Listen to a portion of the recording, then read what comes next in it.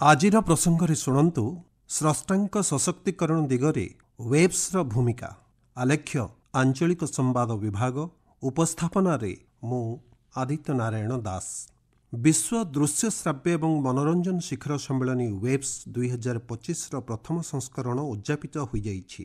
ମୁମ୍ବାଇର Jio world convention ସେଣ୍ଟରଠାରେ 4 ଦିନ ଧରି ଅନୁଷ୍ଠିତ ହୋଇଥିବା ଏହି ସମ୍ମିଳନୀ ଗତକାଲି ଶେଷ ହୋଇଛି। ଗତ ଗୁରୁବାର ଦିନ ପ୍ରଧାନମନ୍ତ୍ରୀ ନରେନ୍ଦ୍ର ମୋଦି ଏହି ସମ୍ମିଳନୀର ଉଦ୍ଘାଟନ କରିଥିଲେ। ଏଥିରେ ନିର୍ମାତା ବା ସ୍ରଷ୍ଟା, ଶିଳ୍ପୋଦ୍ୟୋଗୀ, ଷ୍ଟାର୍ଟଅପ୍ ଉଦ୍ୟୋଗୀ, ନୀତି ନିର୍ଦ୍ଧାରକ, ଶିକ୍ଷା କ୍ଷେତ୍ରର ପ୍ରତିନିଧି ଏବଂ ସାଧାରଣ ଜନତା ବହୁ ପରିମାଣରେ ଅଂଶଗ୍ରହଣ କରିବାର ଦେଖିବାକୁ ମିଳିଛି। ପ୍ରାୟ 90ଟି ଦେଶରୁ ଆସିଥିବା 10,000ରୁ ଉର୍ଦ୍ଧ୍ୱ ବିଭିନ୍ନ କ୍ଷେତ୍ରର ବ୍ୟକ୍ତିବିଶେଷ ଏଥିରେ ସାମିଲ ହୋଇଥିଲେ। ପ୍ରଦର୍ଶନୀ, ପ୍ରସଙ୍ଗ ଭିତ୍ତିକ ଆଲୋଚନା ଆଦି ବିଭିନ୍ନ କାର୍ଯ୍ୟକ୍ରମ ଏଥିରେ ଅନୁଷ୍ଠିତ ହୋଇଛି। ଦକ୍ଷତା, ଚିନ୍ତାଶକ୍ତି ଏବଂ ପ୍ରସଙ୍ଗ ଭିତ୍ତିକ ଅନ୍ତର୍ଦୃଷ୍ଟିର ଉଚ୍ଚସ୍ତରୀୟ ମତ ବିନିମୟ ଏଥିରେ ଦେଖିବାକୁ ମିଳିଛି। 100ରୁ ଅଧିକ ଆନ୍ତର୍ଜାତୀୟ ବକ୍ତାଙ୍କୁ ନେଇ 140ଟିରୁ ଅଧିକ ଅଧିବେଶନ ଏହି ସମ୍ମିଳନୀରେ ଆୟୋଜିତ ହୋଇଛି। ଏହି ଅଧିବେଶନଗୁଡ଼ିକରେ ମୁକେଶ ଅମ୍ବାନୀ, କିରଣ ମଜୁମଦାର ଶ, ମାର୍କ ରିଡ୍, ସେଡ୍ ସାରାଣ୍ଡୋସ୍ ଆଦି ଶିଳ୍ପୋଦ୍ୟୋଗୀଙ୍କର 50ରୁ ଅଧିକ ମୁଖ୍ୟ ବକ୍ତବ୍ୟ ରହିଥିଲା। ମନୋରଞ୍ଜନ ଶିଳ୍ପର ବିକାଶ, ବିଜ୍ଞାପନ, ଦୃଶ୍ୟ ଏବଂ ପ୍ରଯୁକ୍ତିବିଦ୍ୟାର ପରିବର୍ତ୍ତନ ଉପରେ ସେମାନେ ନିଜର ଦୃଷ୍ଟିକୋଣ ଉପସ୍ଥାପନ କରିଥିଲେ। ଏହି ସମ୍ମିଳନୀରେ ବହୁ ବିଶିଷ୍ଟ ଚଳଚ୍ଚିତ୍ର ତାରକା ମଧ୍ୟ ଅଂଶଗ୍ରହଣ କରିଥିଲେ।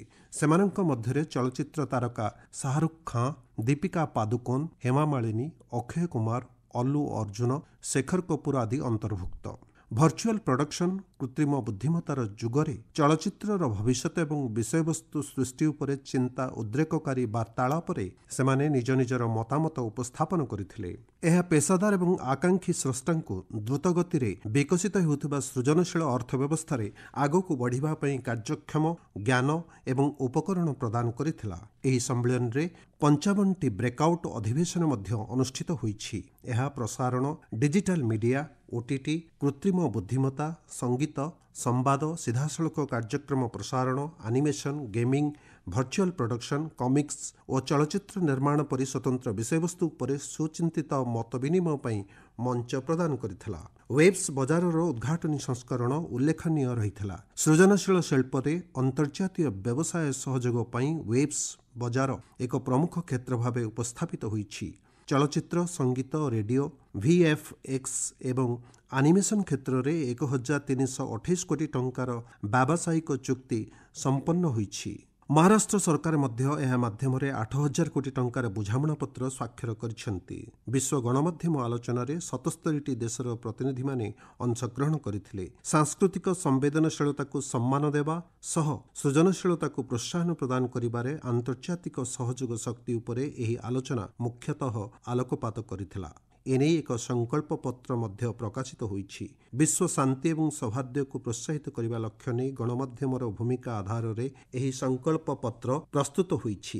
ଏଥିରେ 77ଟି ସଦସ୍ୟ ରାଷ୍ଟ୍ର ସ୍ୱାକ୍ଷର କରିଛନ୍ତି। ୱେବ୍ସ ସମ୍ମିଳନୀର ବିଭିନ୍ନ ଅଧିବେଶନରେ ଯୋଗଦେଇ କେନ୍ଦ୍ର ମନ୍ତ୍ରିମଣ୍ଡଳର ସଦସ୍ୟ ସେମାନଙ୍କର ମତ ଉପସ୍ଥାପନ କରିଥିଲେ। ବୈଦେଶିକ ବ୍ୟାପାର ମନ୍ତ୍ରୀ ଡକ୍ଟର ଏସ୍ ଜୟଶଙ୍କରଙ୍କର କୌଶଳ ବିକାଶ ଏବଂ ନବସୃଜନ ମାଧ୍ୟମରେ ଯୁବବର୍ଗଙ୍କ ପାଇଁ ପ୍ରଯୁକ୍ତି ଏବଂ ପରମ୍ପରା ମଧ୍ୟରେ ସମନ୍ୱୟର ଆବଶ୍ୟକତା ଉପରେ ଗୁରୁତ୍ୱାରୋପ କରିଥିଲେ।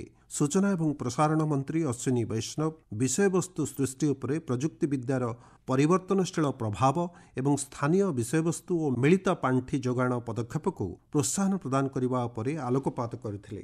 ଭାରତରେ ନିର୍ମାଣ ବା କ୍ରିଏଟ୍ ଇନ୍ ଇଣ୍ଡିଆ ପ୍ରତିଯୋଗିତାରେ 700ରୁ ଅଧିକ ବିଶ୍ୱସ୍ତରୀୟ ସୃଷ୍ଟିକର୍ତ୍ତା ବା ନିର୍ମାତାମାନଙ୍କୁ ଚିହ୍ନଟ କରାଯାଇଛି। ଷ୍ଟାର୍ଟଅପ୍ କ୍ଷେତ୍ରଗୁଡ଼ିକୁ ତ୍ୱରାନ୍ୱିତ କରିବା ଲକ୍ଷ୍ୟ ନେଇ ୱେବ୍ ଏକ୍ସ କାର୍ଯ୍ୟକ୍ରମ ଅନୁଷ୍ଠିତ ହୋଇଥିଲା। ଏଥିରୁ 30ଟି M&E ଷ୍ଟାର୍ଟଅପ୍କୁ ଚୟନ କରାଯାଇଥିଲା। ଏ କ୍ଷେତ୍ରରେ 500 କୋଟି ଟଙ୍କାର ନିବେଶ ଆଶା କରାଯାଉଛି।